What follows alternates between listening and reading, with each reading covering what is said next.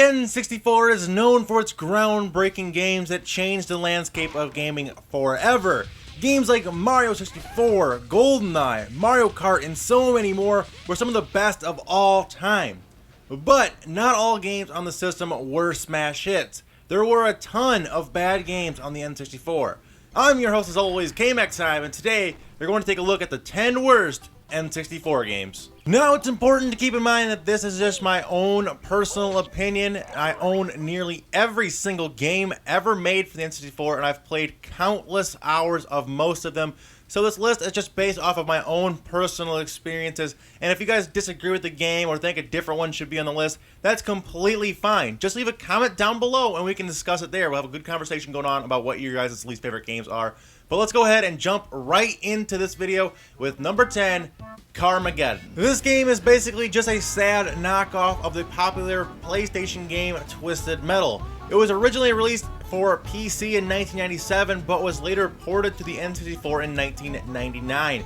However, the port was done extremely poorly and the N64 version was terrible. It dropped frames constantly, and graphically it had the less textures and it was nearly cut in half of the PC version.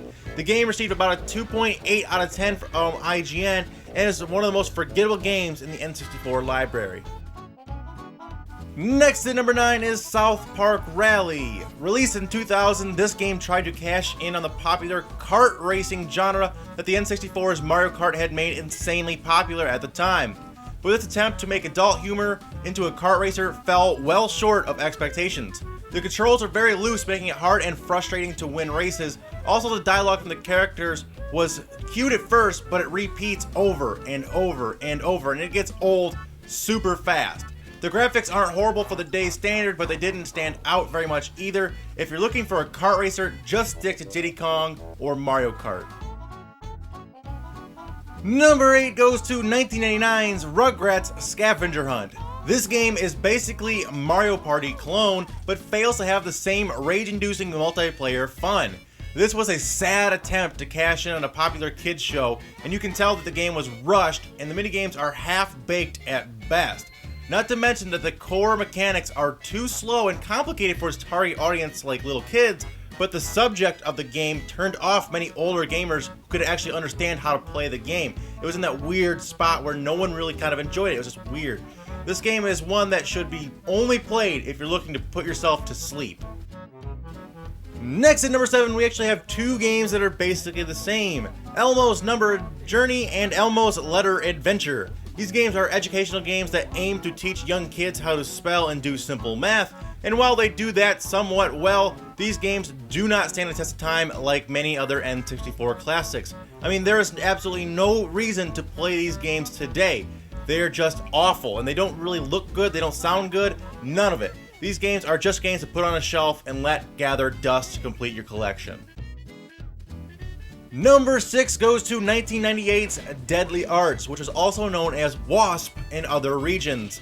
This was an early fighter game on the system and it showed. The graphics were barely an upgrade over the Super Nintendo, and if it wasn't in 3D, it wouldn't have been an upgrade at all. The frame rate was so slow it made it hard to look at the screen at times and kind of makes you kind of queasy. But the worst part of the game is how boring and uninteresting the characters and their movesets are. There was nothing special about this game to set it apart from other fighters of the day, and once Super Smash Bros. Was released, this game was as good as dead. Next at number 5 is Blues Brothers 2000, which was based on the movie of the same name that was released in 1998. The game was delayed so much by the time it was finally released, nobody really cared about the movie anymore. It is a 3D platformer, but it doesn't hold a candle to other titles in the genre like DK64, Mario, or Banjo-Kazooie. Many people credit this to a weird storyline, bad controls, and poor level design. This is definitely a game to skip over for sure. Number 4 goes to Indiana Jones and the Infernal Time Machine, another action-adventure game developed by LucasArts and was released in 1999. The game's storyline is actually pretty decent and it got pretty good reviews on PC. Again, however, this was a poor port job over to the N64.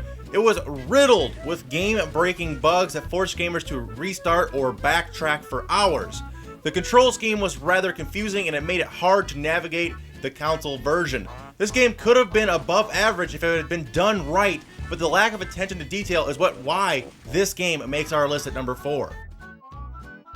At number 3, we have Hey You Pikachu. This game features voice recognition technology used to talk to Pikachu. The entire game was based around this mechanic, and while it was a very cool idea, the microphone tended not to work, making the game physically unplayable. But even when you were lucky enough to get the microphone working, the game still isn't very fun. It's just these boring little games, these did you know this Pokemon facts, just talking. It wasn't fun, and it was just kind of a weird concept. It was kind of a cool idea, but it could have been done a lot better, and the gameplay could have been much funner. In our runner-up spot, we have Katana, which is a cross between a first-person shooter and a stat-based, story-driven RPG. And while on paper that sounds all well and great, the execution was extremely poor. The intro scene of the game is an awful 9-minute unskippable voiced cutscene, and the game doesn't get much better from then on. A confusing and boring storyline coupled with weird RPG mechanics makes this game a chore to play. It was one of the few games as a kid I played, and I didn't even try to finish it. I just stayed away from this game and I put it back on the shelf. If you don't want to end up breaking a few controllers out of frustration, I recommend that you guys do the same and put this game back on the shelf. And finally, on number 1, worst N64 game you all knew it was coming has to be Superman 64. This abortion of a superhero game is miserable in almost every possible way. The gameplay is basically just flying through rings, which completely takes away from the feeling of being a superhero and being able to go wherever you want. The worst part about it is the game has so many game-breaking bugs that it's difficult to even get through this piece of crap. Most of them are just game-breaking, you can't even get to the next mission. It's just so frustrating. Game developers blamed the awfulness of the game on the people who had the license to Superman, claiming that they wouldn't let them do anything that they had originally envisioned for the game, and they were only able to put this piece of crap together as a result. Anyway, that is just my list, guys. Let me know down in the comment section down below what you guys thought were the worst N64 games. Also, if you guys are into top 10 worst videos, make sure to check out some of my previous ones. I've done them on the worst Nickelodeon cartoons, worst Disney cartoons, worst Cartoon Network cartoons, all that kind of stuff. Also, if it's your first time on the channel, make sure to hit that like button. It really helps me out trying to get this video to 500 likes. And subscribe for more videos like this in your sub box daily. But until next time, guys, remember it's always K-Mac time somewhere, so take it easy and peace out.